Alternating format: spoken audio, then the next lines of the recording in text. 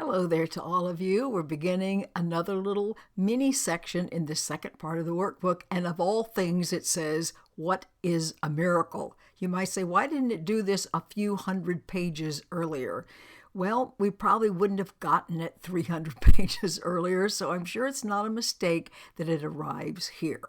So let's look at this. What is a miracle? Now remember, Bill Thetford, co-scribe of the course, used to say, because this made the most sense to him, and I think it does perhaps for everybody, that it is that shift in perception. It's that shift in the way we choose to see things that allows us to be aware of love's presence. So it's the decision to see things lovingly rather than judgmentally and with great grievances clouding our minds. It's the intention that we want love to be present despite the words, despite the behavior. In other words, that becomes our choice. Another way you could say is that it's simply a different way of seeing. It's a loving, inclusive way of seeing instead of a separative way of seeing. Okay, so then what the book says about it is, a miracle is a correction. Well, of course, that would be a correction in the way we apprehend everything. It does not create, nor really change at all. It merely looks on devastation and reminds the mind that what it sees is false.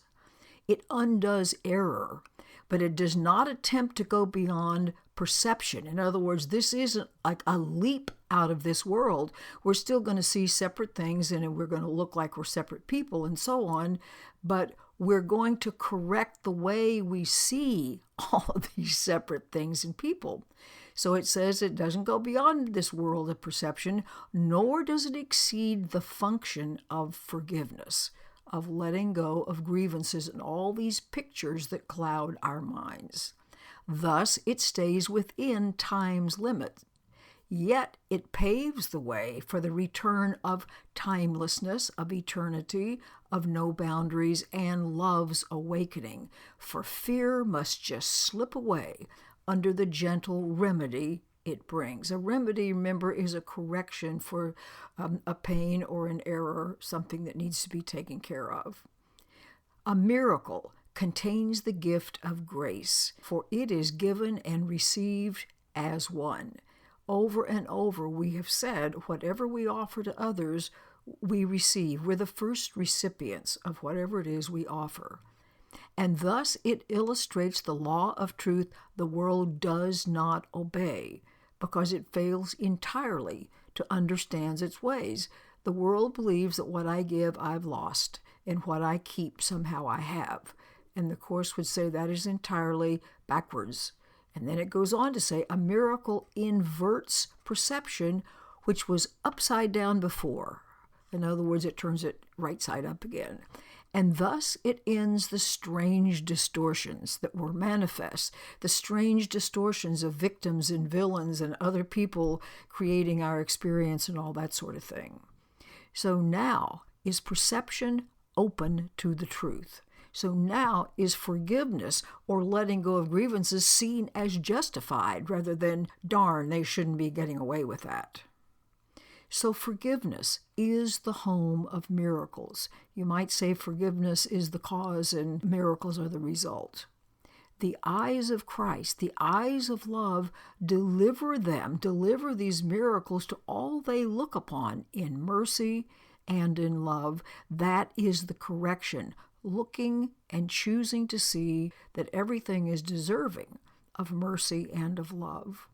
And perception stands corrected in his sight, in this loving sight. And what was meant to curse has come to bless.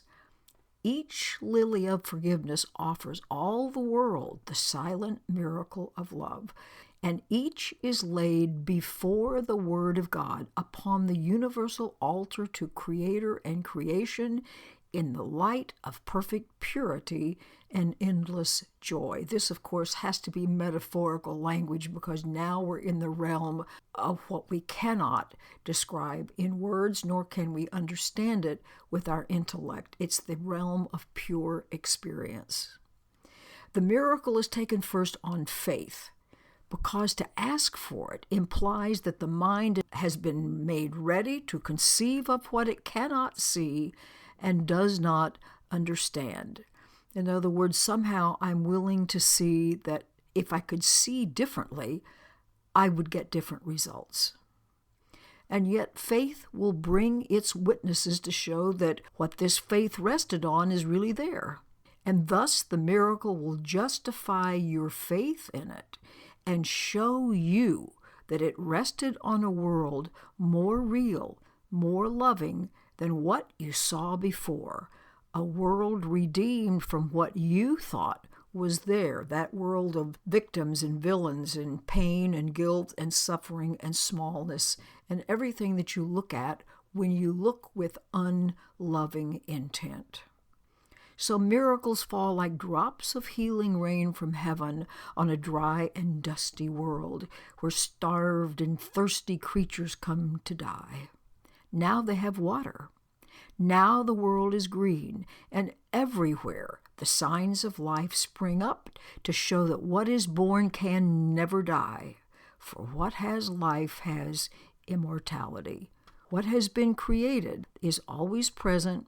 Nothing can ever happen to it. The only thing that can happen is that we can go to sleep and forget it happily, temporarily. Okay, so now let's move on to the specifics of lesson 341. And the title of this lesson is, I can attack but my sinlessness, my innocence, and it is only that keeps me safe. In other words, the only thing I can attack is my innocence, which is not a good idea. I'm attacking the only thing that keeps me safe. Father, your Son is holy. I am he on whom you smile in love and tenderness, so dear and deep and still. The universe smiles back on you and shares your holiness. How pure, how safe, how holy then are we, abiding in your smile, with all your love bestowed upon us, living one with you in brotherhood and in fatherhood complete, in sinlessness and innocence so perfect that the Lord of sinlessness conceives us collectively as his Son, as his outpouring, as his expression, therefore a universe of thought completing him. So let us not then attack our sinlessness, for it contains the word of God to us. Our sinlessness, our innocence is the truth. And in that kind reflection, we are saved. Such an important idea. All it's asking us to recognize is love is the only thing going on. And to offer miracles, to receive miracles, to traffic in miracles is merely to say, I do not want to be confounded by what I see with my eyes, what I hear with my ears. I don't want words or actions to get in the way of what's actually here, love itself. Remember, miracles are shifting our perception, shifting what we want to see so that we can become aware of love's presence. We can only become aware of love's presence if that's what we want. Remember, nothing can be forced upon us. Such an important idea, not an accident that it's coming right at the end. By this time, hopefully, some of our ideas have been corrected. They have been turned right side up again so that this begins to make sense. I certainly hope you think about this all through the day. You'll be so glad you did. I'll look forward to seeing you tomorrow. Bye.